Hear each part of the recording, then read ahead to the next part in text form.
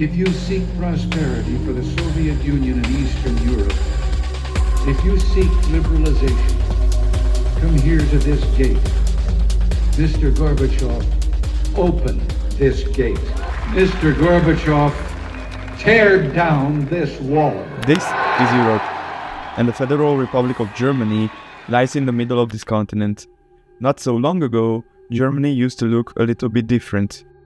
After the Second World War ended, Germany was divided between the Allied forces and the Soviet Union. To complicate the situation even further, the former capital of Berlin was also divided into occupation zones. Later, these zones transformed one nation into two separate states, the Federal Republic of Germany and the German Democratic Republic.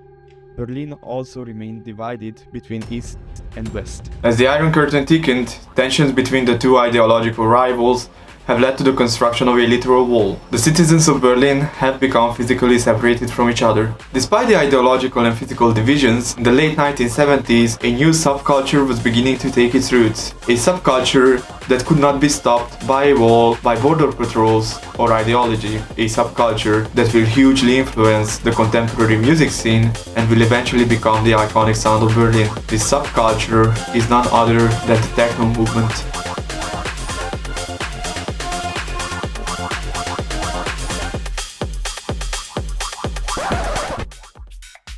Hey, I'm really sorry to interrupt, I just wanted to say a few things. First of all, I would like to ask you to subscribe. Our channel is quite small, and in order to grow and produce content more frequently, we need you. Second of all, I have studied German in high school, but I'm going to butcher a lot of German words, so I'm really sorry in advance. The development of techno in West Germany is a multifaceted story that includes a variety of artists, clubs, and cultural influences. We are looking at the period of 1970 to 1980. Artists like Kraftwerk, Tangerine Dreams, Westbam, and many other influential names have started experimenting with new electronic instruments, including the new synthesizers and drum machines. The West Germans' public reaction was quite mixed. Traditional music enthusiasts and critics alike were questioning the authenticity and musicality of this new sound. Despite the skepticism, these artists have quickly developed a cult following, especially among young audiences who were drawn to the futuristic themes, experimental nature, and innovative sound. By the late 1970s to 1980s, electronic music have started to influence other genres. This trend helped to normalize experimentation within commercial music. This was also the period when the club scene was beginning to evolve into a new level.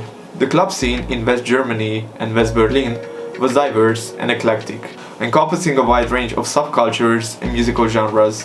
Venues like SO36 have become iconic. The club's raw atmosphere and energy attracted a mix of local and international acts, which established it as a cornerstone of Berlin's alternative music scene. Electronic music was also beginning to develop its roots within this vibrant club culture. Clubs like Metropole and Jungle hosted a variety of electronic and experimental performances. These venues played a crucial role in introducing electronic music to the broader audiences. They also represented a hub for a community of enthusiasts.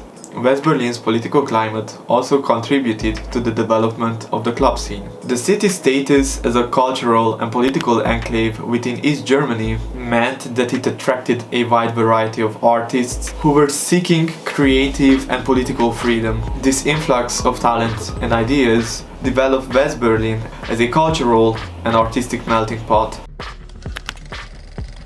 The West Berlin club scene was characterized by its inclusivity and diversity. Clubs provided a space where different subcultures could meet and interact, fostering a sense of shared purpose and unity. Inclusivity was extended to different communities, including the LGBTQ community. The 1980s saw the rise of more specialized electronic music venues. These clubs have become famous for hosting artists specialized in electronic and industrial music, and for this reason they attracted a dedicated following. These venues also helped Berlin establish itself as a center for electronic music, laying the groundwork for the techno explosion in the 1990s. The West Berlin club scene was also a site for artistic innovation.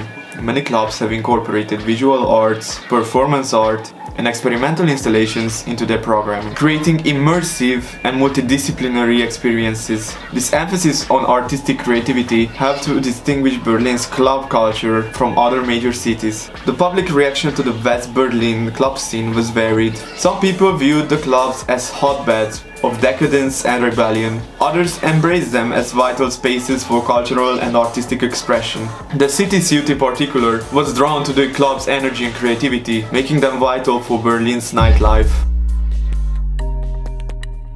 The electronic music movement in East Germany was significantly shaped and restricted by the political and ideological environment of the GDR. The state-sanctioned music scene usually focused on promoting socialist ideals, and it suppressed the experimentation that we saw in the West. This led to a heavily restricted music environment where Western influence was sometimes even punished. Despite its restrictions, a small underground scene was starting to develop. Music enthusiasts secretly shared contraband tapes of Western music. They even experimented with electronic music and synthesizers that accidentally led to the creation of electronic music. The punk and new wave movements were also quite restricted in East Germany, however they also contributed in developing the East German electronic sound. These bands, and more particularly these genres, have given a platform for East German people to experience electronic sounds for the first time in their life. The general population, due to fear and state propaganda, was usually very cautious when it came to Western influences. However, the new generation was hungry for new forms of expression. Officially, the GDR was very hostile towards Western culture, and it saw it as really decadent. Public performances of electronic music were quite rare because they had to align with the state's cultural policies. Usually this alignment never happened. Nonetheless, the underground scene persisted, driven by a sense of rebellion and a desire for creative freedom. Towards the end of the 1980s, the German electronic music scene remained quite underground. There was a limited amount of public performances, and this led to a limited amount of public recognition as well. However, the seeds of desire towards creative freedom were sown, and this was clear even before the Berlin Wall fell. The fall of the Berlin Wall and the creation of the Love Parade were two pivotal events that significantly impacted the cultural and social landscape of Berlin. The Love Parade began in 1989, just months before the fall of the Berlin Wall. It quickly became a symbol of unity and freedom. Initially, it was a peaceful demonstration to promote love, peace, unity in the electronic music. The event featured a modest crowd of people who were dancing behind a truck equipped with a sound system, and guess what that sound system was playing? The Love Parade was perceived positively by the larger audience, with participants embracing the festive and inclusive atmosphere. As the years progressed, the Love Parade grew significantly in size. It transitioned from a niche event into a massive cultural phenomenon, attracting hundreds of thousands of participants from around the world. The Love Parade played a crucial role in bringing techno music into the mainstream, showcasing the genre's broad appeal and unifying potential. Before the wall collapsed, a series of peaceful demonstrations and political changes were taking place across Eastern Europe, culminating in the East German government's decision to open the borders.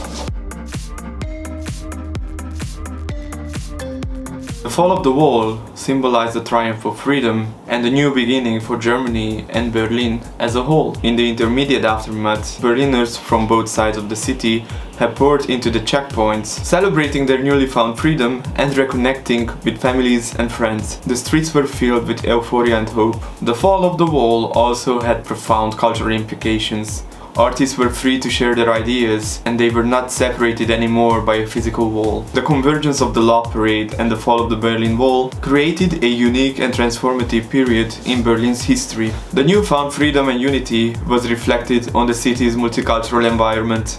Abandoned buildings and vacant lots in the formerly restricted areas of East Berlin were quickly repurposed as clubs and cultural spaces, becoming the epicenters of the techno scene. The Love Parade grew both in scale and significance in the 1990s, embodying the spirit of freedom and unity that characterized Berlin after the fall of the wall. It became one of the world's largest electronic music festivals. The parade was not just a celebration of music, but also a powerful statement of peace, love, and global unity. Overall, the Love Parade and the fall of the Berlin Wall were intertwined events, These have significantly shaped Berlin's cultural and social evolution. The Love Parade celebrated the freedom and unity that came with the division's fall, while the breaking of the Berlin Wall itself set the stage for cultural and social innovation. These events have highlighted the transformative power of music. Hey, if you are still watching this video, thank you for sticking around this long. This video was censored a little bit in order to keep the content YouTube friendly.